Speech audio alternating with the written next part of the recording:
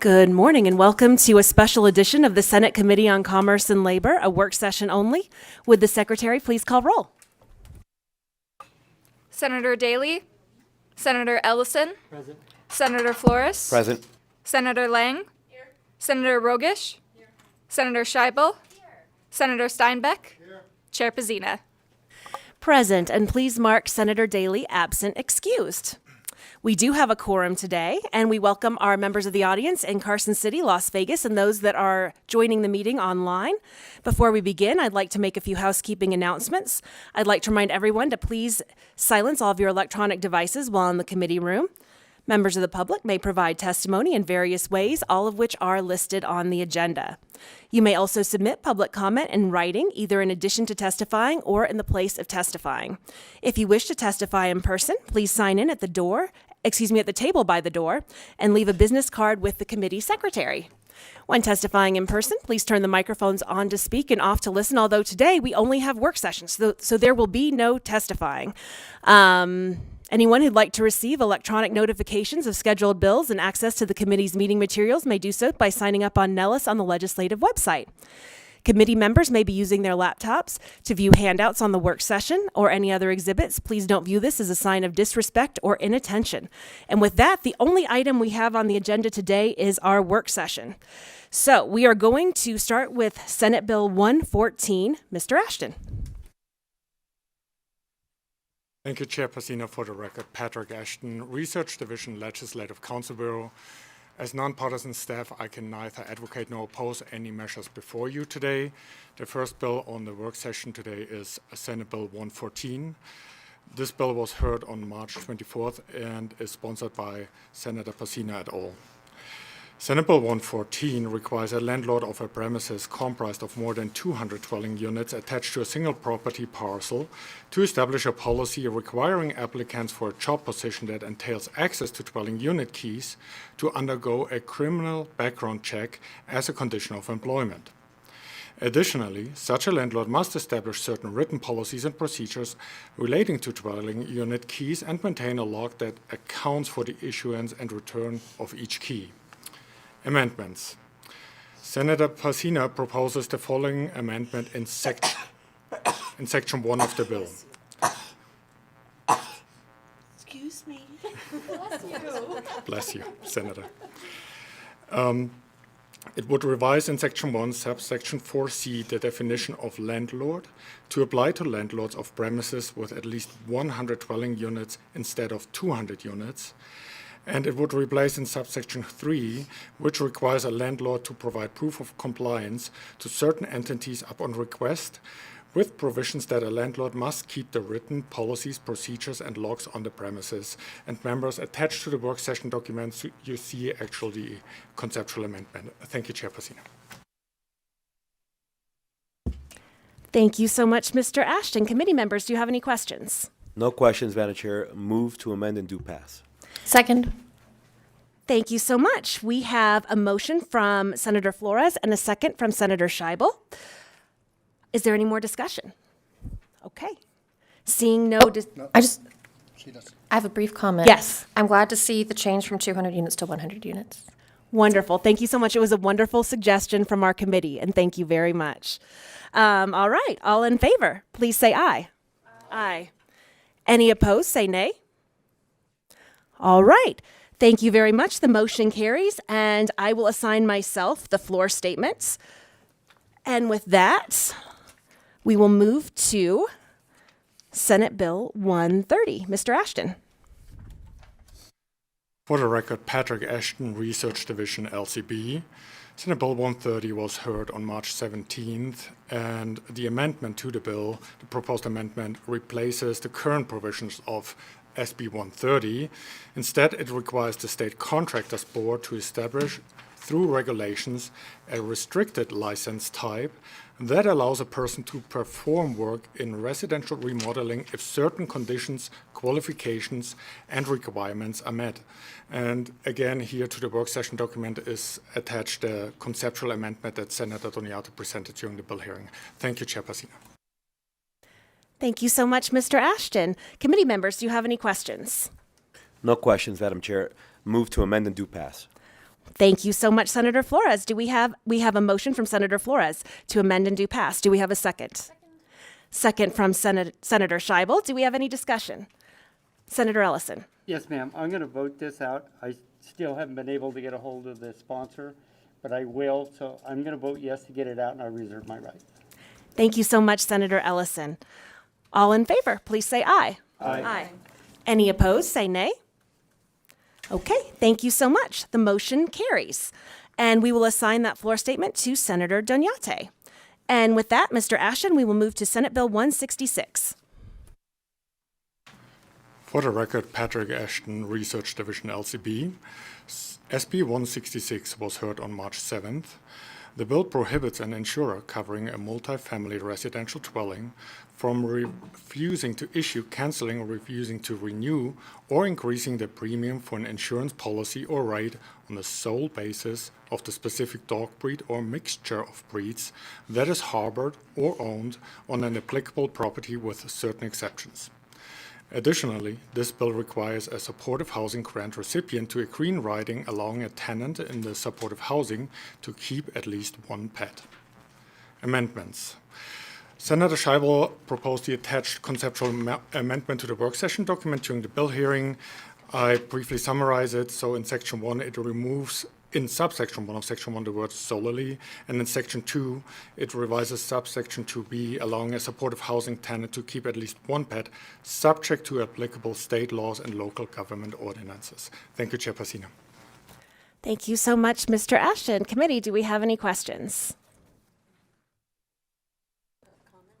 Okay, we have a question from Senator Rogich. Right now I do that?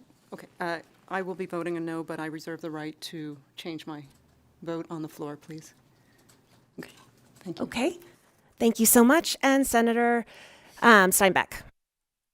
Thank you. I want to commend Senator Scheibel for this bill. She's really trying to solve a humanitarian crisis here. I'm also going to vote no and reserve my right to change it, but this is a real problem, and it's very sad when it comes up, but I'm still really concerned with the property owner's rights as well. So if there's an amendment that we can figure out, then I will change my vote. Thank you. Thank you so much. And I also commend Senator Scheibel because this is a huge challenge, and people leaving pets behind is often a reason that we find so many pets in our shelters, and it's really just so heartbreaking to see people leave whom they consider family members behind. Okay, with that, I will entertain a motion on Senate Bill 166. So moved, Madam Chair. Thank you so much. We have a motion to amend and do pass. Do pass is amended from Senator Flores, a second from Senator Lang. Is there any other discussion? Okay. With that, all in favor, please say aye. Aye. Any opposed, say nay. Please let it be recorded that Senators Rogich and Senator Steinbeck voted nay and have reserved their right to change their vote on the floor. And with that, the motion carries, and Senator Scheibel will be responsible for this statement on the floor. Thank you so much. And we're breezing through, and with that, we are going to move Mr. Ashton to Senate Bill 246. Thank you, Chairperson. For the record, Patrick Ashton, Research Division LCB. SB 246 was heard on March 12th. This bill expands existing requirements of certain public and private health insurers to include a provision authorizing a woman covered by such a plan to obtain covered gynecological and obstetrical services without first receiving prior authorization from the insurer or a referral from her primary care physician to certain other private and public health plans. And all of these are listed on the bill page. There were no amendments. Thank you, Chairperson. Thank you so much, Mr. Ashton. Do we have any discussion on the committee? Madam Chair, no discussion. I move to do pass Senate Bill 246. Thank you so much, Senator Flores. Do we have a second? A second from Senator Scheibel. Any further discussion from the committee? Okay. With that, all in favor, please say aye. Aye. Any opposed, say nay. All right. This motion carries, and Senator Lang will be responsible for the floor statement. And with that, we move to Senate Bill 292, Mr. Ashton. For the record, Patrick Ashton, Research Division, LCB. SB 292 was heard on March 21st. The bill allows individuals less than 65 years of age who are enrolled in Medicare due to a disability or end-stage renal disease to purchase any Medicare supplemental policy that an insurer offers at the same premium rate to new insureds who are 65 years of age or older. The bill prohibits an insurer from taking certain actions regarding the offered policy or imposing any coverage limitation, term, condition, or benefit exclusions based on a pre-existing medical condition for any insured. There were no amendments. Thank you, Chair. Thank you so much, Mr. Ashton. Committee members, do you have any questions? Madam Chair, no questions. Move to do pass Senate Bill 387. Thank you so much. We do have a motion from Senator Flores. Do we have a second? And Madam Chair, my apologies. I move to amend and do pass Senate Bill 387. We're on 292.